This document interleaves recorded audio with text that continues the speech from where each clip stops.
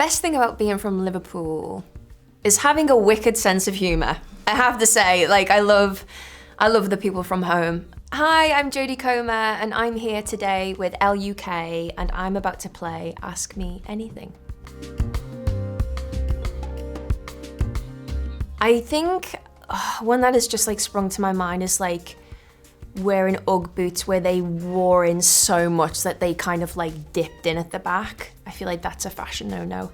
I have lots of pictures from like my early teens where there's lots of colourful skinny jeans and trying to dress different, which I don't regret actually. I'm glad that my parents allowed me to kind of experiment and live through those through those years. Favourite red carpet look from recent times is probably my Tom Brown look that I wore to attend the Tony Awards in New York. It was a beautiful corseted navy dress. It had like very fine beading, which kind of replicated the pinstripe suit that I wore in the play that I was attending for. Yeah, very confident and happy in that dress, so I think that's my recent favourite. Who I'm really enjoying on the red carpet recently is Hunter Schafer. I feel like she kills it every single time. I'm also really enjoying Rosamund Pike. But I think like Meryl Streep nails it every time. She always looks so effortless, and it's like wearing sunglasses or is just so effortlessly herself, and all very iconic for very different reasons. How uncomfortable it can make you is what I think I've learned. I think just like the kind of slow acceptance of the fact your anonymity is naturally taken away because of what you do, I think is hard to grapple with sometimes. The best thing about award season is being able to sit at home and watch all the films. I love this time of year because you're able to kind of just devour all the films and watch all these incredible performances and be inspired for the new year. So I would say just the kind of amazing work there is available to watch is the best thing about award season.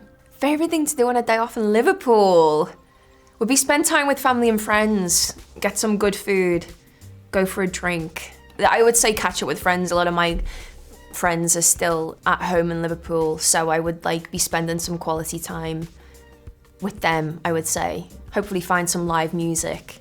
Best thing about being from Liverpool is having a wicked sense of humour. I have to say, like I love the people from home. I feel like people from Liverpool have a good sense of humour, they know how to have a good time, they're incredibly personable and fun people to be around, yeah. The most Scouse thing about me, again, probably my sense of humour. It's who I am, you know, I think there's something about the sensibility of the people from Liverpool that I adore, and yeah, I would say that. It's just who I am. Oh, advice for living with your parents is enjoy it, because it's the best. Lived with my parents for a very, very long time. And yeah, I would say make the most of it. I feel like I keep my feet on the ground quite easily. Live a very kind of normal life, you know, like I love my job and I have friends who I've known forever and quite a homebody. So I feel like my feet are quite firm on the ground, and I feel like if they ever came off, my family would be the first to let me know. So I think I'm surrounded by some very, very good, solid people, which is always helpful. I don't have a plan B. I always remember so distinctly, like one of my best friends, Katarina Johnson-Thompson, she's an athlete and she's had to sacrifice so much to be where she is, and you know, her body is her instrument. And I always remember her so vividly in secondary school saying, you can't have a plan B because it distracts you from plan A. And I think I agree with that. Honestly, the horrible truth is I'd probably sit on my phone, which disgusts me.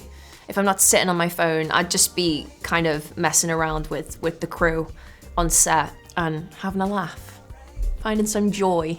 What advice do I live by? God, I just feel like don't take yourself too seriously.